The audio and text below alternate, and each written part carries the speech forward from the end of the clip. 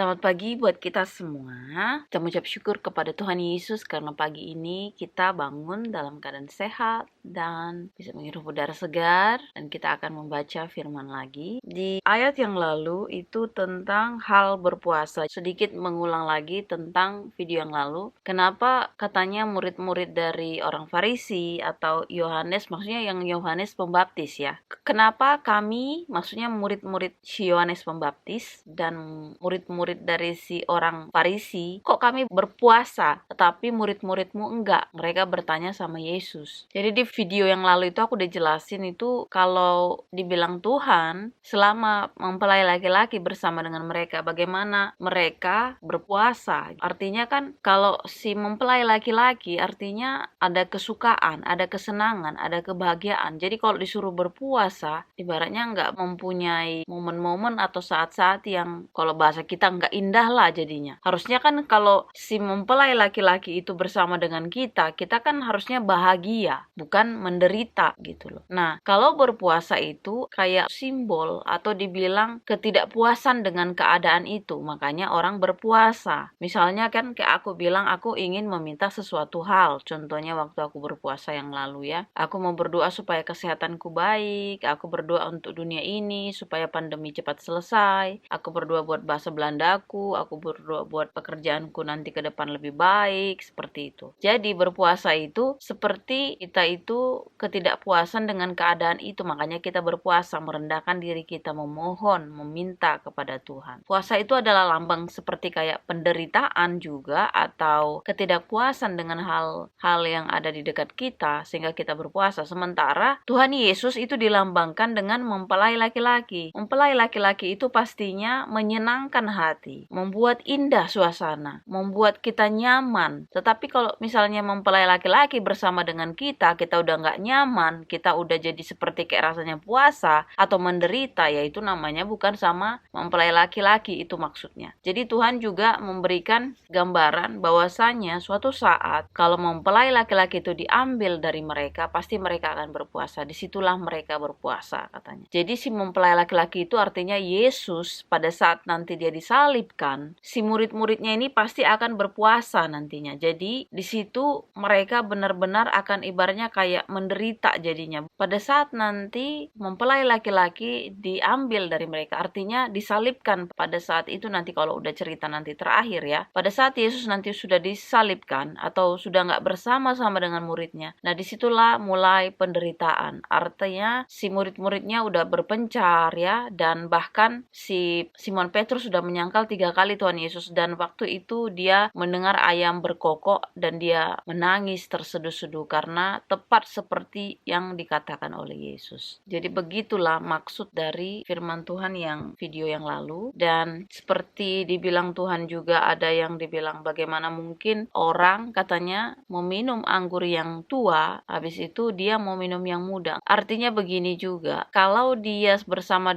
dengan mempelai laki-laki itu dia udah bahagia, mana mungkin dia mau ngikut yang lain. Jadi selama dia bersama-sama dengan mempelai laki-laki itu, dia pasti merasakan bahagia. Nggak ada kebahagiaannya itu bisa digantikan dengan apapun. Artinya sih seperti itu menurutku ya. Kalau kalian punya tanggapan lain, kalian bisa di komen ya. Jadi kalau kita sudah bersama-sama dengan Tuhan, keadaan apapun itu pasti terasa indah karena kita merasa sudah ada decking atau sudah ada backup ya. Kalau kita bilang zaman sekarang itu, kalau kita masuk sesuatu pekerjaan, kita mau kemana-mana, kalau dibilang oh ada backingnya itu, oh ada deckingnya itu, oh ada yang kenal dia, kan dia pasti lebih santai, lebih nyaman. Begitulah maksudnya. Jadi kalau kita sudah punya backing yang kuat, contohnya mana mau kita cari backing yang lemah, mana mau kita cari yang kroco-kroco contohnya. Pasti kita tetap mempertahankan yang kalau dia posisinya yang lebih tinggi udah pasti harus yang tinggi kan gitu. Itu sih maksudnya. Dan itu dari aku ya. Kalau kalian punya tanggapan lain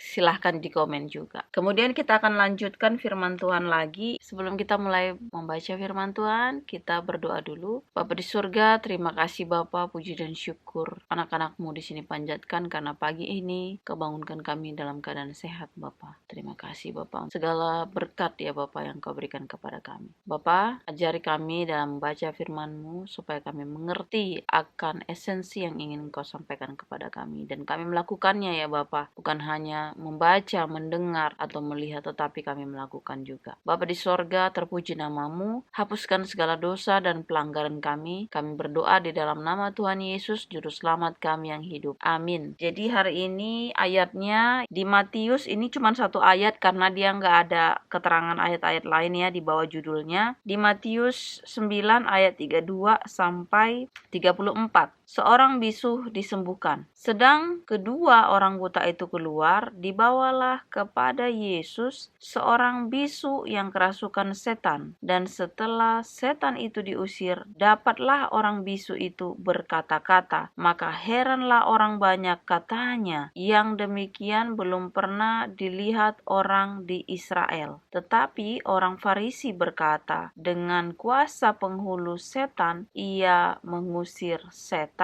Nah, di sini kalau mau diingat lagi ya, di video yang sebelum yang kemarin ada videonya lagi itu yang tentang orang buta dicelekkan atau disembuhkan oleh Yesus. Setelah itu kan ada lagi yang datang katanya. Jadi orang bisu datang, kemudian si orang bisu ini kerasukan setan katanya. Jadi dia udah bisu, kerasukan setan pula. Jadi pada saat dibilang di situ si orang bisu ini dibawa kepada Yesus, kemudian Yesus mengusir roh jahat itu atau si setan itu, kemudian si orang bisu itu bisa berbicara. Nah, di sini si orang Farisi bilang setelah si orang bisu itu bicara ya, udah setannya kan udah nggak di dalam si orang bisu, dia langsung bisa bicara si orang bisunya. Kemudian si orang Farisi bilang dengan penghulu setan dia mengusir setan gitu loh. Kalian percaya nggak seperti itu? Ibaratnya ini setan, terus dia usir setan juga. Setauku setan sama setan ya pasti berteman ya, atau kegelapan dengan kegelapan, biasanya kan mereka klop. Kalau kegelapan dan terang itu sering ya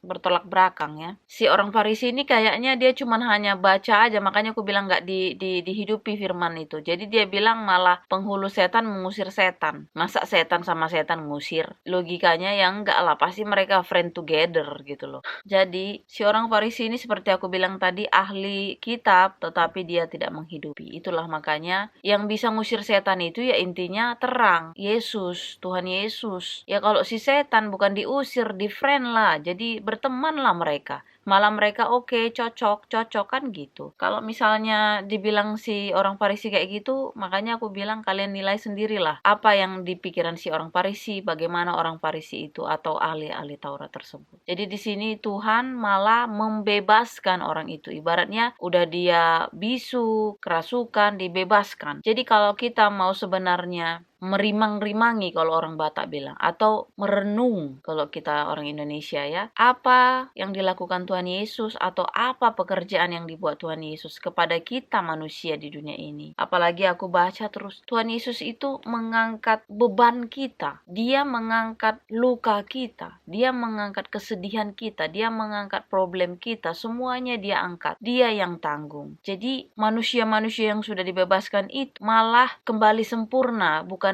ibaratnya dia yang tadinya kacau balau, dia jadi sempurna, malah lebih baru lagi ibaratnya, malah lebih baik lagi. Itu yang dilakukan Tuhan Yesus. Tapi aku nggak ngerti kenapa orang Farisi atau pada saat itu orang-orang ahli Taurat benci sama Yesus, nggak suka sama dia. Dan mereka sudah nyata-nyata misalnya dia sakit jadi sembuh, mereka nggak ada perubahan gitu. Aku nggak ngerti. Makanya itulah dibilang namanya nabi-nabi palsu juga. Karena apa? Mereka cuma hanya bicara Tuhan, Tuhan, Tuhan, tapi pada faktanya mereka jauh sekali daripada firman itu sendiri. Jadi sangat menyedihkan sebenarnya. Di sini kita sebenarnya sudah harus bisa mengambil kesimpulan bahwasanya Tuhan Yesus datang mengambil semua beban kita. Dia tanggung semuanya. Jadi kita bebas. Masakan kita tidak mau mengikut dia? Masakan kita tidak mengakui otoritasnya dia? Dia sudah membebaskan kita, tapi kita nggak mau mengakuinya. Kalian jawab sendirilah di sana ya. Makanya di sini selama kita dekat-dekat dengan Tuhan, percayalah Tuhan pasti membantu kita menyelesaikan semua masalah kita, mau penyakit ke, mau keuangan ke, mau urusan keluarga dan ini dan teman dan sekolah dan semuanya lah. Serahkan sama Tuhan Yesus, berlutut di kakinya, minta sama Dia dan melakukan kehendak Bapa supaya kita berkenan. Jangan kita pula lakukan kejahatan terus kita minta sama Tuhan doa ya. Kalian sama dengan yang dibilang Tuhan, Tuhan, Tuhan, tapi perbuatannya sangat jauh. Biarlah ini firman menjadi perenungan buat kita dan kita bisa mengambil esensinya dalam kehidupan kita sehari-hari. Kita berdoa. Bapa di surga, terima kasih Tuhan untuk pagi ini. Firman-Mu begitu menyehatkan tubuh dan jiwa kami. Bapa, begitu banyak dosa dan pelanggaran kami. Biarlah kiranya Engkau hapuskan Bapa, supaya kami layak untuk dekat-dekat kepadamu. Segala firman-Mu ini kiranya kami bisa lakukan ya Bapa, supaya itu menyenangkan hati-Mu. Sertai kami Bapa sepanjang hari ini, dalam nama Tuhan Yesus Juru Selamat dan Tuhan kami. Amin. Terima kasih sudah menonton video ini. Sampai jumpa di video selanjutnya. Tuhan memberkati. Amin.